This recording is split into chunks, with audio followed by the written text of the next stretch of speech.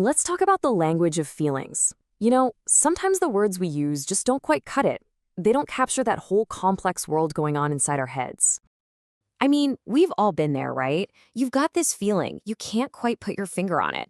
You know what it is, but the words just aren't there. It's such a universal and honestly a pretty frustrating experience. And that's really the heart of it, isn't it?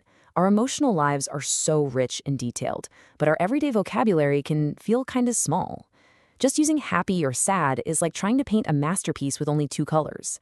So today, let's add a few more shades to our emotional palette. All right, so let's kick things off with a big one: unhappiness. What are some of the more precise ways we can talk about that feeling that goes beyond just saying, I'm sad? A really common one is just feeling down. It's super conversational, maybe a little softer than saying you're sad. Think about it. It's the opposite of feeling up, and it really captures that low energy, kind of heavy feeling. And you can see how it's used right here. It's such a gentler way to check in on someone. You seem a bit down feels a lot more approachable than you seem sad, doesn't it? It's like an invitation to talk, not an accusation. Now for a totally different flavor of unhappiness, grouchy. This isn't just sadness. It's got this irritable, prickly edge to it. We all know a grouchy person. They're in a bad mood, easily annoyed, maybe a little snappy. It's that feeling where every little thing just gets under your skin. This is a great example because it's not just talking about a temporary mood. It suggests a change in someone's personality, a shift into being irritable more often. It's less about how they feel on the inside and way more about how they're acting towards other people. Okay, from that general unhappiness, let's get even more specific. What about those feelings that come from pressure and worry? Oh man, the language of stress. I think we can all relate to this one. So what's really interesting here is the little difference between stressed and stressed out. You can totally say you feel stressed. That's correct. But if you're just talking with friends, you're way more likely to hear people say stressed out. It just adds a little more oomph, that feeling of being completely overwhelmed by it all. I love this next one because it's not just about how you feel, but about the situation that's making you feel that way. A nerve-wracking experience is something external, like a job interview or a big test that gets your nerves absolutely buzzing with tension. And here is the perfect example. Oh, absolutely. Standing up in front of a whole crowd, hoping you don't forget everything you were going to say, that whole experience is the definition of nerve-wracking. The situation itself creates that intense anxiety. Being on edge describes that physical feeling of being right on the brink. You know this feeling. You're tense, you're jumpy, and it feels like any little thing could push you over. It's that state of high alert where your patience is basically zero. This scenario just paints such a clear picture.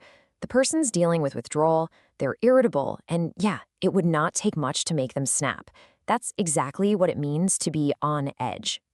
So what happens when all that stress and irritation just becomes too much to handle? This next part is all about the language we use when our emotions spill over into action. Here's a classic: to lose your temper. It describes that moment of sudden, explosive anger. All that frustration you've been holding in, this is the moment it just erupts, and you kind of lose control.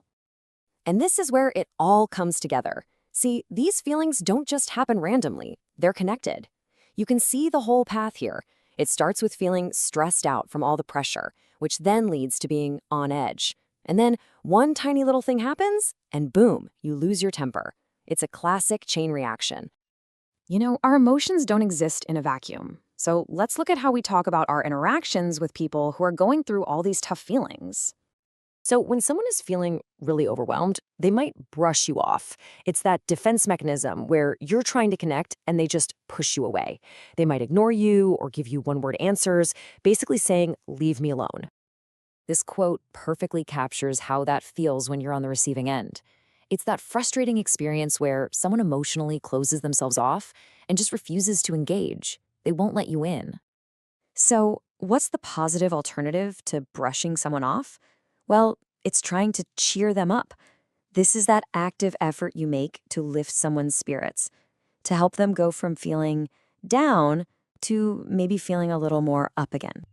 And what does that actually look like? Well, it can be something deep, like really talking through a problem.